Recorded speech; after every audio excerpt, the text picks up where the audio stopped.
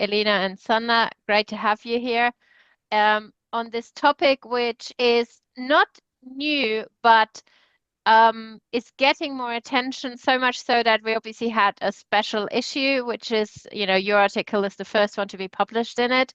And I think the reason that there is more attention on the topic of eco-social social pedagogy is, from my understanding, the reason that you're suggesting actually it's a bit more than a new theme, it's a paradigm shift. And also, if I remember it correctly, the English article is a piece out of a much bigger work that is currently available in Finnish only. So maybe you can kind of start off by telling us a bit more about, why you've written, what prompted you to kind of write around the paradigm shift to eco-social social pedagogy. Thank you, Katrin, and thank you for having us here. It's really an honor to have so many people gathered around our article, and I will start. So my name is Sanna Ryynänen. I work as a university lecturer of social pedagogy in the University of Eastern Finland in the city of Joensuu. And what prompted us to write this article? As you said, this is kind of a part of a bigger work. Back in 2019, we published a rather comprehensive manual on social pedagogy in Finnish. So this is the book. And one of our central starting points in putting the book together was that we should not consider social pedagogy as one unified whole, but help the academics and practitioners alike to sort of like recognize different schools of thoughts or paradigms that coexist in the field of social pedagogy, and also to remember that those can result in very different interpretations of social pedagogy. And our starting point then were the so-called traditional paradigms of social pedagogy following the theory of knowledge interest by Jürgen Habermas, namely the positivist, the hermeneutical and critical paradigm.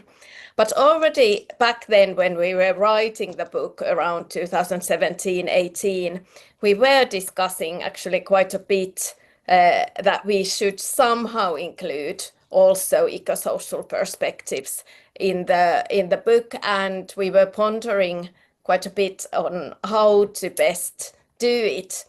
And we identified at that time it kind of a weak signal that was starting to emerge more prominently in the field of social pedagogy as well, and which, by the way, for some reason happened quite a bit later in social pedagogy than, for instance, in global discussions of social work and education. And when in the beginning of 2020s, we really saw that the eco-social themes had finally arrived more prominently in the field of social pedagogy as well. And that was one of the reasons that we end up making a sort of throughout the revised version of this orange social pedagogy manual, which is now green social pedagogy manual, which also tells a bit about this paradigm shift as well. And we included what we called eco-social paradigm as a fourth paradigm together with the three traditional ones.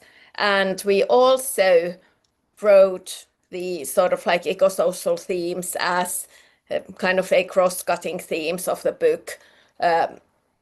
And so it's not coincidence that the book color is green in this time. And in our article, we wanted to make even more comprehensive overview of the developments that we have ended up calling the eco-social turn in social pedagogy. And before I let Elina to continue, it should be stated that we already are progressing towards English translation of the book. So hopefully it will be available someday for English or English-speaking audiences as well. That's fantastic news. So what would you say the central argument of your article is? Okay, let me continue from here. So I am Elina Nivala, and I'm also working at the University of Eastern Finland and also at the Finnish Society of Social Pedagogy. Our central argument is, as already mentioned, that the eco-social discussion in social pedagogy, it is not just some new ideas that are presented by a couple of researchers, or it is not just a new research area in social pedagogy. It's not just a new point of view that you can or if you're not interested, not to take into account in your own work. What we argue is that the rise of these eco-social questions is actually something more profound for the field. It's something that we identify as a paradigmatic turn. And what we mean by a paradigmatic turn is that it means that there is a notable change in the whole framework of how the world is understood, even a whole new framework how we look at the world.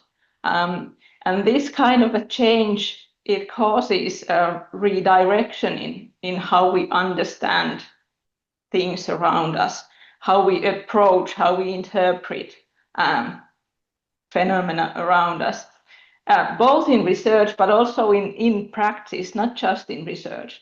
So, and in this article, we compare this eco-social turn with an older paradigmatic turn to make it more clear what we mean. So in the 1960s and 70s, there was in social pedagogies, as in other social sciences, there was this paradigmatic turn called the emancipatory turn. And that was when it's mostly or most clearly notable in the German discussion of social pedagogy, but it was also more general. And it was when social pedagogues or researchers, theorists in social pedagogy started to look the society, the structures more critically. So they started to ask questions about the role of social pedagogy in upholding the structural or upholding structures that were actually causing social problems instead of trying to solve them. And researchers in social pedagogy started to question the role of social pedagogy in working for the society and not for the people, working to keep up the system that was actually unjust and oppressive. And this criticism, when it spread, it challenged the whole self-understanding of the field. It wasn't just the research question for a couple of researchers, it became a question for the whole field. And what we argue in this in our article is that the eco-social turn is something similar, because it's not for a few, for some researchers, but it's more profound, that it's as the emancipatory turn was increasing an awareness of structural inequalities and urging social pedagogues to fight for social justice. In the same way, the eco-social turn now is increasing general awareness of the ecological crisis and urging us to fight for more sustainable ways of life, for example. So it's not just a perspective, it's a challenge for the whole field to rethink its purpose, rethink its aims, rethink its priorities, its working methods, and it's challenging our human-centeredness, our humanistic values, the narrowness of our understanding of well-being, for example. So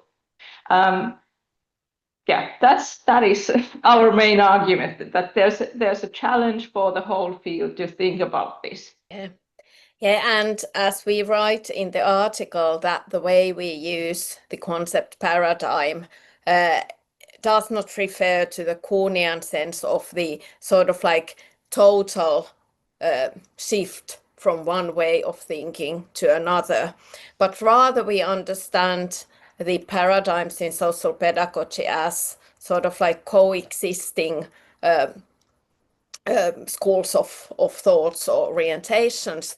And what we are arguing in this article, that while this more eco-social oriented paradigm is clearly appearing now, has appeared, it doesn't mean that it sort of like makes all the other or the old traditional paradigms to vanish, but rather, as Elina said, it also challenges the old ways of thinking about social pedagogy to think things through eco-social perspectives. It means that, for instance, critical social pedagogy, as we are arguing, if it takes this call, has to think about ecological perspectives as well, while maintaining the sort of like old perspectives of the critical social pedagogy also.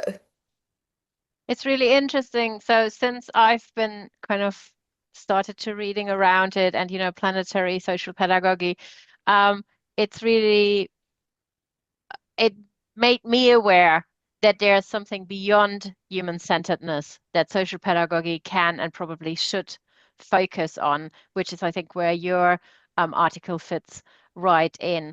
What do you think the implications are for the social profession of taking the call, as you say? Well, we were thinking that our article is challenging us like on two different levels. It's we would like to call everybody to reflect on social pedagogy, like what is social pedagogy, and to understand it in not as a singular thing, but as to understand the different paradigms, because that helps us understand each other. That helps us understand the different ways of working with social pedagogy, and it helps us also to develop the field further. So on the level of our own discipline, of our own field, we challenge everybody to look at the richness of different traditions and the new calls for action. But then on a wider level, Sanna, you can lead us there. Yeah, I think if we approach this central argument of our article from the point of view of practitioners in the field of social pedagogy, in a way the answer concerning the implications is very simple one. We live in the midst of extremely severe ecological crisis, and if we don't act, everybody of us, if we don't act, we will destroy our planet, and we are in a good way of doing that already. And we can think of the current situation as a parallel one, or well, the situation is more severe, but the logic as a parallel one, like in the late 19th century, when social pedagogy as a discipline started to develop. It developed as a response to those new challenges and new social problems that emerged together with industrialization and the sort of like profound change of societies of the profound change that societies went through at that time. And now we as a humankind, as a planet, we are facing a sort of like new kind of this situation that really affects to us all. And in a way, we see that it's written in the genes of social pedagogy to sort of like take in the action in the face of this kind of challenges. And as we write in the very end of our article, that it is specifically through eco-socially conscious pedagogical approaches that our relationship to the more than human world can change. And conversely, social pedagogy can also be part of the problem. Which side do we choose? So how I see the sort of like very core of social pedagogy is that social pedagogy is not a bystander. So why should we position ourselves so in the face of the severest possible crisis? So I think that this is really a situation where we as academics or practitioners in the field of social pedagogy also have quite a challenge to face, and this is what we suggest, that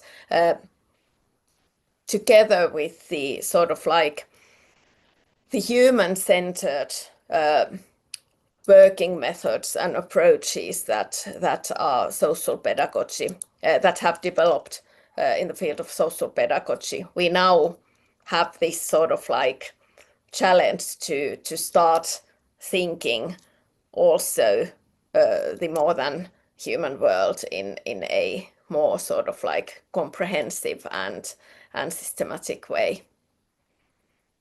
Thank you. It will be really interesting to kind of go into the small groups now and discuss what that means for our practice. Before we do that, is there anything you would like us to specifically consider or take into the small groups? Well, there is a lot of or more research on what these questions are for, what they mean for education. And there's probably less discussion still about what it means with it, like in more like in social work surroundings in social pedagogy, from a social pedagogical perspective, what it means when we are working with people who aren't enjoying all the possibilities of life. Because the question can often be that, okay, if we work with people who are lacking the basic necessities, how can we talk to them about the ecological catastrophe, because they have to take care of their own needs, and that is something that is a perspective that needs to be challenged, because it's for well, it touches the crisis touches us all. So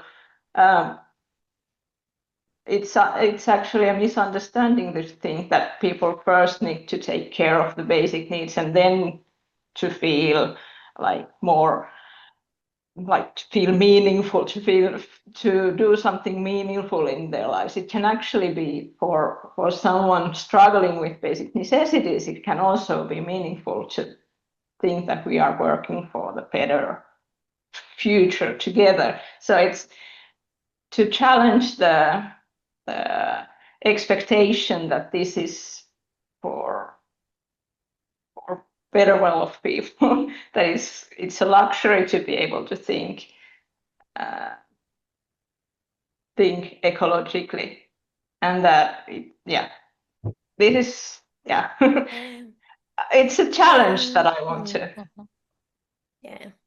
give you. And Yeah, and I just would like to add that we are more than happy to hear counter arguments and also criticism towards our basic lines of thoughts in the article. So feel free to also express yourself if you don't agree with what we are writing, because this is how our disciplines and how our thinking best develops. Thank you very much.